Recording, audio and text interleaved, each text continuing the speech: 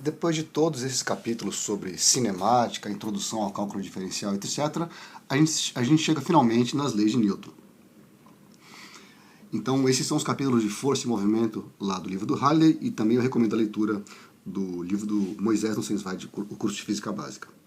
Ora, até agora o que a gente viu foi cinemática. E cinemática é a descrição do movimento. A gente passa agora a estudar dinâmica, que estuda as causas desse movimento.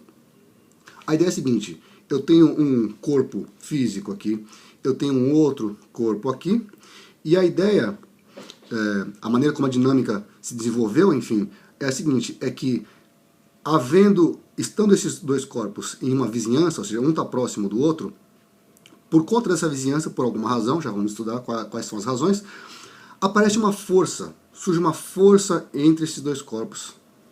A força atua nos corpos, e a ação dessa força é causar sobre os corpos uma aceleração. O corpo acelerando, aceleração conceituada cinemática que a gente já viu, aceleração significa a mudança da velocidade, havendo velocidade a mudança de posição, e havendo mudança de posição, o que acontece é que isso afeta a vizinhança, eles podem se aproximar, podem se afastar, enfim. E havendo mudança na vizinhança, muda a força, que muda a aceleração que atua sobre o corpo, e muda a vizinhança, e assim por diante. E resolver este problema significa entender ou resolver qual é o movimento subsequente do corpo. Entender o problema do movimento dos corpos desta maneira foi algo que foi desenvolvido pelo Sir Isaac Newton, lá aqui no final do século XVII, começo do século XVIII, né? Então, em 1687 ele publica esse livro, que está o nome em latim, e é conhecido simplesmente em português, Princípios Matemáticos da Filosofia Natural, e ele é conhecido, na verdade, só por Principia. Está aqui uma reprodução da capa do livro. Então vamos começar pelas leis de Newton. A primeira lei de Newton, ela pode ser escrita assim: na ausência de força resultante, um corpo em repouso permanece em repouso, e um corpo com velocidade constante permanece com velocidade constante. Ora, a primeira coisa a notar é a seguinte: a ausência de força é a mesma coisa que dizer que a força resultante, daqui a soma de todas as forças que atuam no corpo, é igual a zero. Nenhuma força externa é necessária para manter um corpo com velocidade constante. Isso foi uma coisa muito contraintuitiva na época, que só o Galileu tinha começado a desvendar antes do Newton. Mas se você olha para os gregos, lá para Aristóteles e tal, isso aqui não estava de maneira nenhuma clara, porque é muito difícil você fazer experimentalmente. Você tem que colocar um corpo sem força nenhuma, é uma coisa relativamente difícil de fazer, né? Então isso aqui foi uma coisa muito contraintuitiva, que o Galileu tinha começado a desvendar, como eu disse. Se a soma das forças é igual a zero, ou seja, não tem força externa, então é possível encontrar um conjunto de referenciais nos quais o corpo não tem aceleração. Ou seja, para dois referenciais com velocidade relativa constante, a aceleração da partícula é a mesma, conforme a gente viu na aula anterior sobre o movimento relativo. Portanto, o que a primeira lei de Newton está fazendo, no final das contas, é definir o que é um referencial inercial. Ora, adiantando um pouquinho, todo mundo deve se lembrar do ensino médio o que é a segunda lei de Newton. A segunda lei de Newton é F igual a ma. Então, se F igual a ma, existe uma tendência de algumas pessoas de achar que a primeira lei de Newton é desnecessária, porque se F igual a zero, A igual a zero é a velocidade constante. Então a primeira lei de Newton seria apenas um corolário, talvez, né? Uma consequência natural da segunda lei. Mas isso não é verdade, porque sem a primeira lei você está dizendo que se não tiver força resultante, o corpo tem que ter velocidade constante ou permanecer em repouso. E, portanto, isso define o que é um referencial inercial. Eu vou comentar um pouco mais sobre isso mais adiante. Então essa é a lei da inércia, e a gente passa então a tentar entender o que o Newton quis dizer com força, para falar de força resultante naquela primeira lei. Então, formalizando aí, a unidade de força é Newton, e uma força de 1 Newton é aquela que, se aplicada a um corpo de massa de 1 kg, produz uma aceleração de 1 metro por segundo ao quadrado. É uma grandeza vetorial, e isso, é importante notar, é algo que é observado experimentalmente. Não basta você dizer que uma certa quantidade é um vetor, uma quantidade física, né? A quantidade física, se você está dizendo que ela é um vetor, você tem que verificar isso experimentalmente. Então, digamos que eu tenho um corpo de 1 kg e aplico uma força na horizontal de 4 newtons, Isso significa, já usando a segunda lei de Newton que a gente vai ver daqui a pouquinho, que a aceleração é 4 metros por segundo ao quadrado. Se você pega essa mesma massa de 1 kg e aplica uma força na vertical, digamos, de 3 newtons, você vai observar uma aceleração de 3 metros por segundo ao quadrado. E aí, o que é verificado experimentalmente é o seguinte, que se você pega essa mesma massa e aplica as duas forças ao mesmo tempo, usando aqui os vetores unitários I e J nas direções X e Y, em eixos que eu desenhei aqui agora, ora, o que você vai observar aplicando as duas forças ao mesmo tempo é que vai aparecer o equivalente ao que seria a força resultante caso ela fosse somada com um vetor. Então, se isso aqui é um vetor na direção vertical, isso aqui é um vetor na direção horizontal, se força for vetor, a força resultante terá um módulo que é a raiz quadrada da soma dos quadrados, né, das duas componentes que são perpendiculares. Isso vai dar raiz quadrada de 25, que é 5 newtons. E, de fato, você observa uma aceleração de 5 metros por segundo na direção que deveria ter. Aqui o ângulo tem que ser o ângulo correto se isso aqui for uma soma de vetores. 3 para cima e... Perdão, 4... 3 para cima e 4 para a direita. Bem, massa também é outro conceito que é relativamente intuitivo, mas que pode ser quantificado, pode ser formalizado. A ideia é que para uma dada força, quanto maior a massa, menor a aceleração. Então imagine aqui que ao longo do eixo X, eu aplique uma força F sobre esse corpo aqui, pendurando um outro corpo aqui. Então eu vou lá e observo que uma velocidade varia linearmente no tempo com uma certa aceleração A, digamos, certo? Aí, se você modifica esse sistema, colocando agora duas massas aqui, então eu dobrei essa massa aqui, mantendo a mesma força, tá certo? O que você vai observar experimentalmente é que quando você mede o V de t e calcula a aceleração, você vai ter uma aceleração que é metade do que você tinha visto aqui. Então, a aceleração é inversamente proporcional à massa sobre a qual você está aplicando uma mesma força. Para uma dada massa, quanto maior for a força, maior vai ser a aceleração. Então, como é que você pode fazer esse experimento? Você repete esse experimento aqui, uma certa massa aqui, uma certa força causada por essa massa sendo puxada. Você depois, digamos, dobra a força que está sendo aplicada sobre essa massa e você vai verificar uma aceleração que é 2 vezes maior. Então, para a mesma força F aplicada, a razão entre as massas M1 e M2, por exemplo, isso aqui pode ser M1 e isso aqui pode ser M2, as acelerações são inversamente proporcionais, a razão das acelerações. Para outra força F', se você calcular a razão A2' sobre A1', ela vai ser igual à razão A2 sobre A1 e, portanto, igual ao inverso da razão aqui, né? M1 sobre M2. De onde você conclui que a razão entre as massas independe da força utilizada. A razão entre as massas, né?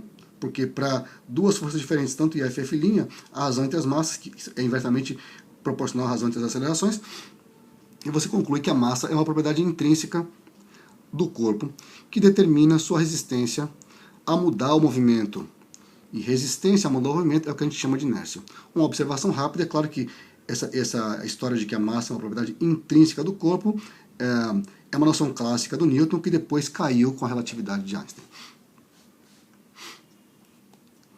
A unidade padrão de massa é o quilograma, e o quilograma padrão universal, está definido aí, é um cilindro de altura igual ao diâmetro de 39,17 milímetros, que é feito de uma liga de platina e irídio. Ele fica aqui guardado sobre umas proteções aqui de vidro para não perder massa por diversos fatores aí. Bem, então com os conceitos de massa e força mais ou menos aí esquematizados, a gente pode chegar à segunda lei de Newton, que é a mais famosa das leis de Newton talvez. Ao somatório das forças, ou seja, a força resultante, é igual a massa vezes a aceleração. Então, essa é a força resultante. É importante lembrar que tem uma flechinha aqui em cima, então isso aqui é uma equação vetorial. Isso significa que o lado esquerdo é um vetor, o lado direito é um vetor, e se um lado é igual ao outro, isso acontece se cada componente dos vetores de ambos os lados for igual. Então a componente x tem que ser igual, ou seja, a componente x da força resultante é massa vezes a componente x da aceleração. A mesma coisa vale para a componente y, a mesma coisa vale para a componente z. Então, conectando as unidades, a gente viu antes que a força era medida em Newton, massa é medida em quilograma e aceleração é medida em metro por segundo ao quadrado no sistema internacional, e portanto 1 newton é igual a 1 kg metro por segundo ao quadrado. Se você quiser olhar rapidamente no sistema CGS, a unidade de força é chamada de DINA, e é 1 grama centímetro por segundo ao quadrado, que são as unidades aqui do CGS. Se você quiser conectar um DINA com um newton, é só fazer aquela mudança de variáveis. 1 grama é 10 a menos 3 quilogramas, 1 centímetro é 10 a menos 2 metros, e o segundo ao quadrado é o mesmo. Então, esse 10 a menos 2 com esse 10 a menos 3 dá 10 a menos 5 newtons. A terceira lei de Newton, às vezes recebe essa redação aqui: a toda ação corresponde a uma reação igual e contrária. Aqui não acho uma redação muito boa, porque a gente não explica. Chamar ação e reação é uma coisa esquisita, e o que é igual e contrário ao mesmo tempo? Como é que pode ser igual e contrário? Enfim, a ideia aqui é a seguinte, né, que as forças resultam da interação entre corpos. Considere dois corpos aqui, por exemplo. Para dois corpos A e B, a terceira lei de Newton afirma o seguinte: você tem dois corpos A e B. Se eu chamar de FAB a força exercida sobre A devido a B, então o primeiro índice é quem recebe a força e o segundo índice é quem exerce a força. Então a terceira lei de Newton diz que se existe essa força aqui sobre A devido a B, então necessariamente existe uma força sobre B devido a A, FBA, e FAB é menos FBA. Reparem no vetor aqui. Então esse igual e contrário significa igual é porque o módulo desse é igual ao módulo desse, e contrário porque tem o sinal menos aqui. Então o módulo de FAB é igual ao módulo de FBA. A terceira lei de Newton ela é uma coisa muito importante na física. Ela é tão forte que você considerar desenhos animados que violam as leis de Newton, por exemplo, o Papaléguas e o Coiote. O Papaléguas às vezes, o Coiote fica caindo do precipício e ele dá um tchauzinho no ar antes de cair, né? Fica parado no ar, violando a segunda lei de Newton, né? De que teria que cair em queda livre. Mas a terceira lei de Newton é muito mais difícil de ser violada, e nem os desenhos animados violam. Se você considerar, por exemplo, os Flintstones, eles estão aqui dentro do carro e você não vê os Flintstones empurrando o volante lá para frente para empurrar o carro, porque o volante empurraria você de volta e na resultante dá zero e o carro não sairia do lugar. Então, mesmo lá, você sabe que é preciso empurrar o chão para trás para que o carro vá para frente. E hoje em dia isso é feito por motores, né? Não pelo pé da gente. Hoje a gente usa o pé para empurrar para trás quando caminha. Bem, as leis de Newton só valem em referenciais inerciais. Um exemplo de referencial inercial, na verdade uma boa aproximação disso, é qualquer referencial fixo em relação às estrelas, por exemplo. Isso para os fenômenos na escala aqui da Terra, né? Objetos macroscópicos, uma bola que você joga para lá e para cá, enfim. Ou, naturalmente, em movimento retilíneo em relação a elas, porque se ele está fixo ou está em movimento retilíneo, em ambos os casos, movimento retilíneo uniforme, em ambos os casos, a aceleração relativa entre o referencial desse aqui e as estrelas seria zero. De novo, eu remeto àquele resultado do movimento relativo da aula anterior. Um exemplo de um referencial não inercial, bem simples, é um ônibus acelerando.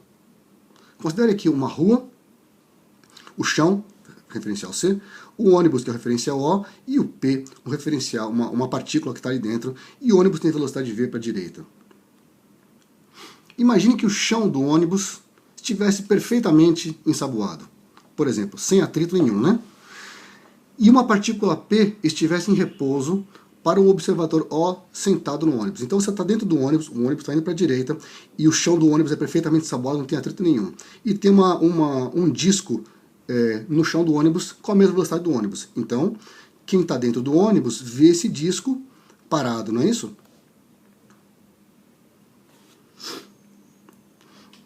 Então, se a velocidade do ônibus for constante, como é que ficam as leis de Newton para esse disco aqui, para quem está olhando do ônibus e para quem tá na calçada, no chão? Ora, para quem está dentro do ônibus e o disco P está com a mesma velocidade do ônibus, você está dentro do ônibus e você vê o disco parado. Ora, se você fizer uma análise física das forças que atuam sobre P, vai estar tudo certo, porque vai ter a força peso para baixo, vai ter uma força normal para cima, a resultante é nula, e você vê o disco parado. Força nula, velocidade zero. Está correto, está tudo certo. Se você estiver na calçada, você vai ver o disco P passando com velocidade para a direita, e você vai ver, fazer uma análise física e olhar, bom, tem força-peso para baixo e força normal para cima, o restante é zero, o disco está em velocidade constante, uniforme. Também satisfaz a primeira e a segunda lei de Newton. Então, as leis da física estão ok, tanto para um observador dentro do ônibus, como para um observador na calçada. Agora, o que acontece se o ônibus frear? Se essa aceleração aqui dele for diferente de zero? Ora, se o ônibus frear, o que vai acontecer é o seguinte: para quem estiver na calçada, ele vai ver a partícula P vai continuar com velocidade constante, porque não tem atrito com o chão, lembre-se. Então, apesar do ônibus frear, a partícula vai continuar andando com a mesma velocidade v para frente, e, portanto, para o referencial aqui da calçada, do chão, as leis de Newton estão ok, porque a resultante sobre a partícula continua sendo zero, força-peso para baixo, força normal para cima, sem nenhuma força para a direita nem para a esquerda, e a partícula continua com velocidade constante. Já para quem está dentro do ônibus, que agora está no referencial não inercial, porque ele está acelerando em relação ao referencial inercial da calçada, aí nós temos um problema, porque se você estiver dentro do ônibus, você estava vendo a partícula parada enquanto o ônibus não freava, e quando o ônibus freou, você viu subitamente essa partícula acelerar para frente. Não é isso? Então, se você estiver tentando usar as leis de Newton para descrever essa partícula dentro do ônibus, veja só o problema que aparece, porque você faz uma análise física da situação e vê uma força-peso para baixo, uma normal para cima, e inexplicavelmente a partícula no referencial do ônibus acelera para frente. Ora, qual foi a força que fez a partícula acelerar para frente? Você não consegue identificar. Pior do que isso, se alguém exercer uma força sobre essa partícula para acelerar para frente, pela terceira lei de Newton, sobre essa partícula existe uma reação em contrária, a força de reação, pela terceira lei de Newton. E cadê essa força de reação? Sobre quem ela está sendo aplicada? Tudo isso começa a dar problema na aplicação das leis de Newton, porque esse referencial é não inercial. Então você não pode usar simplesmente a lei de Newton dessa maneira. Existe até uma maneira de corrigir as leis de Newton em referenciais não inerciais, mas isso é assunto para outro curso, não para esse aqui.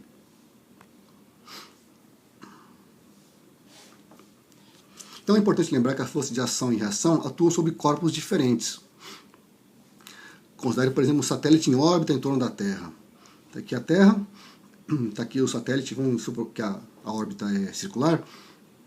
Então, a gente já viu que na órbita circular a aceleração é centrípeta, a gente vai ver mais adiante que então a força resultante tem que ser centrípeta. Essa força resultante nada mais é a força sobre o satélite devido à Terra, que é a força peso, na verdade, né?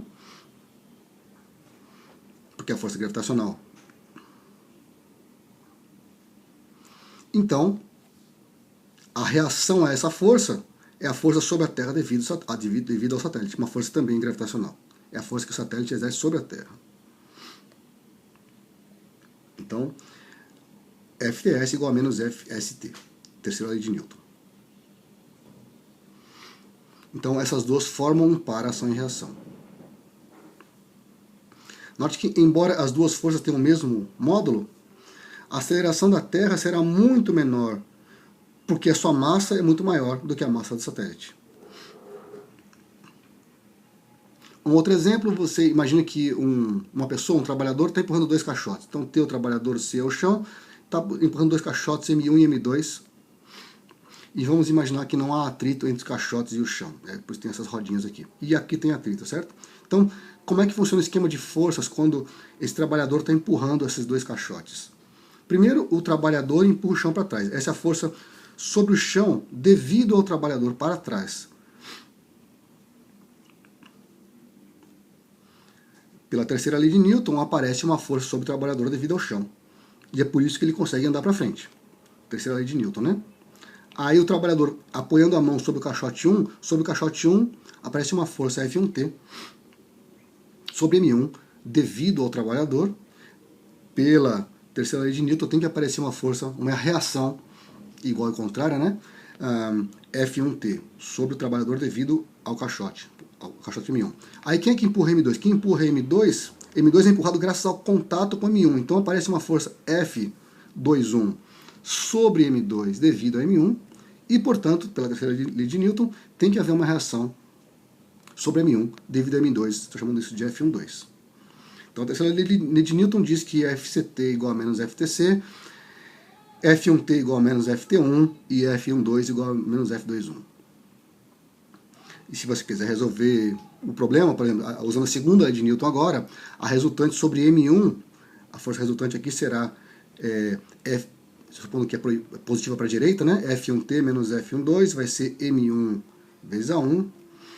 A resultante sobre M2 é apenas F21, é M2 vezes A2. Se os dois caixotes permanecem juntos, então a aceleração A1 igual a aceleração A2, eu posso chamar isso aqui de A simplesmente, e aí se você reescreve as duas equações, você pode, por exemplo, somar as duas equações para eliminar F12 com F21, porque em módulos são iguais para a terceira lei de Newton, para obter que F1T é igual a M1 mais M2A, e você descobriu quanto é que vale a aceleração. Observe que nesse caso F12 e F21 não aparecem no resultado final, ou seja, a aceleração depende dela, porque são forças internas ao conjunto M1 e M2. Mais adiante a gente vai ver a importância dessas forças internas aqui quando formos estudar sistemas de partículas. Um outro exemplo sobre força para ação e reação, terceira lei de Newton. Se imagina um livro sobre a mesa, supostamente em repouso. Um sistema bem simples, né? Se você olhar para o livro, vai enxergar nele uma força-peso para baixo e uma força normal para cima. Se o sistema está supostamente em repouso, então a força-peso tem que cancelar a força normal exatamente. Então você vê que peso é igual a menos a força normal. E essa igualdade de uma força ser igual a menos a outra sugere que a força-peso e a força normal formam um par ação-reação. Só que isso está errado. Elas não formam um par ação-reação. Por que está errado?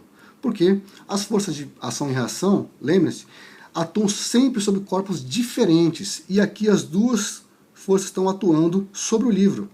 Então quem é que forma par ação-reação com quem aqui? Tem que reanalisar esse problema. Vamos fazer o desenho de novo, botar a mesa e o livro. Então olha, quando ele desenha a força-peso aqui do livro, a força-peso nada mais é do que a força que é exercida sobre o livro por quem? Ora, a força-peso é uma força exercida pela Terra, né, a força gravitacional. Então, para achar a reação a essa força aqui, nós temos que desenhar o planeta Terra, e aí sim enxergar no planeta Terra a reação, a força gravitacional exercida sobre a Terra devido ao livro, que é igual a essa aqui. Então, essa aqui é a reação dessa força aqui. Bom, e quando a gente enxerga a força normal aqui sobre o livro, ora, quem é que exerce a força normal sobre o livro? Quem é que impede o livro de cair no chão em queda livre, graças à força-peso dele? Quem impede o livro de cair no chão é a mesa. Então a força normal é uma força de contato, é a força sobre o livro, exercida pela mesa. Então a reação a ela será uma força normal também de contato, eu vou chamar de N', que é uma força sobre a mesa, devida ao livro. Já veremos mais sobre força normal numa aula mais adiante. Então a força sobre a mesa devida ao livro é menos a força sobre o livro devida à mesa. Essas duas aqui formam par ação e reação. Finalmente, para completar aqui as forças, a mesa também é atraída para baixo, também tem uma força-peso, né? Então essa força-peso da mesa é a força sobre a mesa devida à Terra, que tem como reação uma força gravitacional sobre a Terra devida à mesa. Essas duas formam par ação e reação. E repare que agora sobre a mesa tem essa força verde e essa força azul, PM e N'. Para baixo, a mesa, no entretanto, não cai no chão porque tem uma força normal, que eu vou chamar de N, duas linhas aqui, exercida aqui nos pés da mesa no contato com a Terra, né? Então essa força normal é outra força sobre a mesa devida à Terra, então FMT', que tem como reação uma força de contato aqui sobre a Terra devida à mesa, FTM', que é menos FMT'.